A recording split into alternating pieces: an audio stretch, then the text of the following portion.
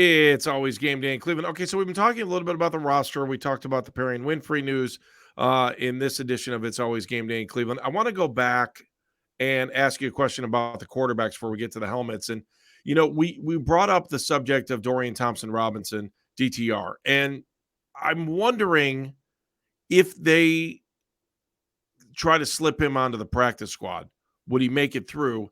And how much the effect, Daryl, of having one big cut is going to have on rosters throughout the year? Well, the whole reason the Browns were among, I want to say it was like 22 or 23 GMs around the league, and teams, GMs, whatever, around the league that supported that personnel change in doing the one full roster cut from 90 to 53. And the reason why is because that it'll be easier to sneak players through the waiver wire. And that cut down day will be Tuesday, August 29th, 4 p.m. Eastern time. I wanted to make sure I had the date right, so I had to look it up on my phone there. But the thought is now, all right, so if you have, what is that, 37 players, right? To go from 90 down to 53. So you go 37 times 32 teams in the league. That's 1,184 names that are going to hit the waiver wire on that day. Now, imagine 31 other general managers, right, combing through basically 1151 or whatever names to try and find. It's going to be very, very difficult to do, right? So that is the whole motivation behind instead of having the step down, cut down from 90 to 75, then down to 53. It's just, we're going to go from 90 to 53. And that helps us sneak some guys through the waiver wire that we want to get re-signed to the practice squad. So I do think that it's going to be, that might be one of the more interesting roster decisions to be made. Because let's be honest about it, this roster is pretty much set for the first 45 positions. Yeah, it seems like it comes down to wide receivers, Daryl, and then whatever they do with the quarterback and whatever they do at backup running back too. Just a quick look at our roster. Yeah, I mean, how many running backs do they keep? How many quarterbacks do they keep on the active roster? How many wide receivers? Do they keep a seventh wide receiver, or do they stick with the traditional six wide receivers like Demetric Felton, who's a little bit of a Swiss Army knife? Where does he fit in? He's been working with running backs now. After the previous couple of years, he's spent most of his time with the receivers. So it's gonna be interesting to see where he falls. I think they're going to keep a healthy amount of defensive backs, safeties, and corners. They're going to keep 9, 10, maybe even more defensive linemen because, again, Jim Schwartz has been very open in saying, I want that rotation up front. I don't want Myles Garrett to have to play all 80 defensive snaps in a game. I want him to play maybe 60 defensive snaps, and those 60 defensive snaps are the most critical, the most important, so that I'm getting the most out of him, so to speak, right, from a rest and recovery. So he's not worn down by the fourth quarter, because when you look at Miles's like sack numbers, right, it's only been a handful of games where he's flipped games on their heads in the fourth quarter. I mean, the week one tie a few years ago with the Steelers comes to mind when he had a couple of sacks that allowed the Browns to kind of come back in that game. The Tampa Bay Buccaneers game last season, right? He had the sack late in the game that helped him. Cincinnati Bengals a few years ago, he had a couple of strip sacks, and that kind of turned things. But there haven't been a lot of fourth quarter impact on a consistent basis from Miles. And that's because so much is asked of him, being doubled and triple teamed. And you hope guys like Zadarius Smith coming in, bringing him. And that's why last year was somewhat disappointed with Jadeveon Clowney.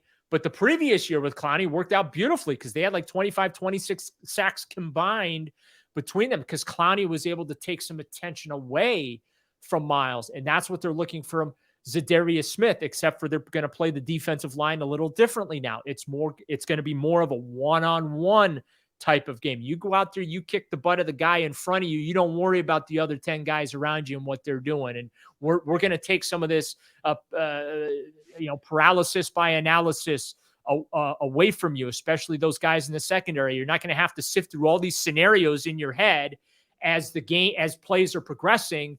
And then that's how you have breakdowns. You're like, wait a minute, I thought we were supposed to do this. No, that happened. So you were supposed to do this. And that's what was happening a lot under Joe Woods. So it is going to be very, very fascinating, to see what the final roster numbers by position, how they break out with, as you mentioned, the receivers, the running backs, the corners, and the defensive line.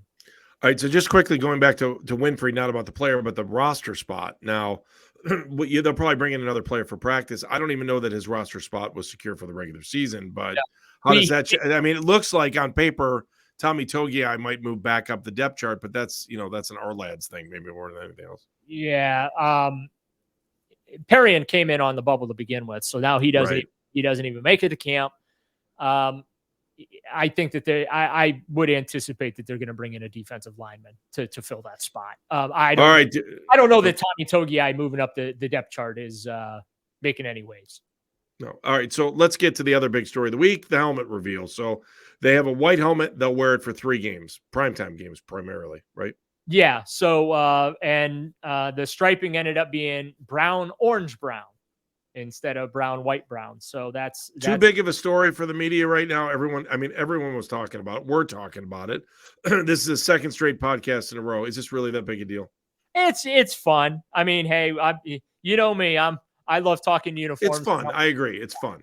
But so they will wear the uniforms week 2 against the Steelers, week 6 against the 49ers, and week 17 against the Jets. Great.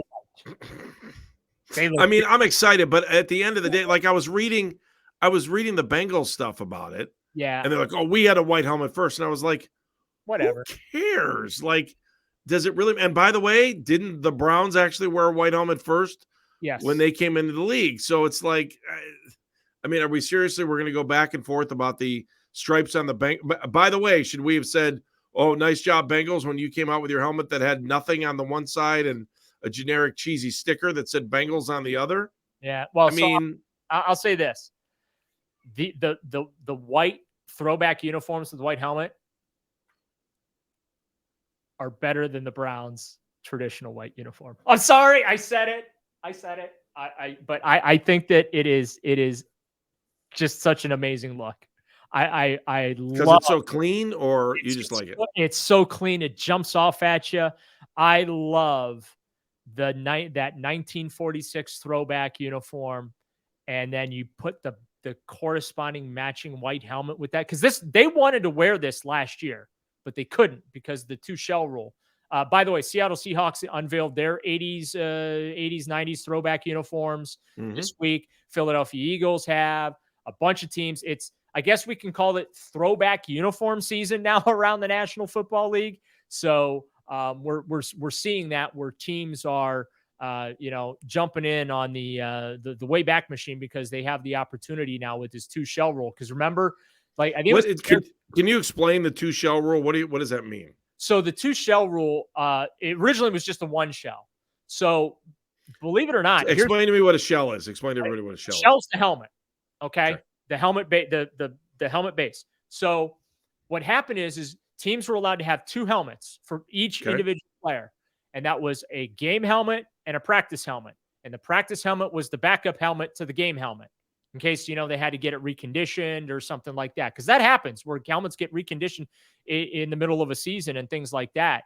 But some guys have the helmet that has like the Pentagon on the front, right, for extra release, and some guys don't wear it. Where they're the other side, the other kind, right? Player is now permitted to pick the style of helmet that they are comfortable wearing, and that is a safety initiative. That's why you see the shells are different for each individual guy, like you said. I got to tell you, the shell thing really goofs me up because in hockey, a shell is something you wear over your pants.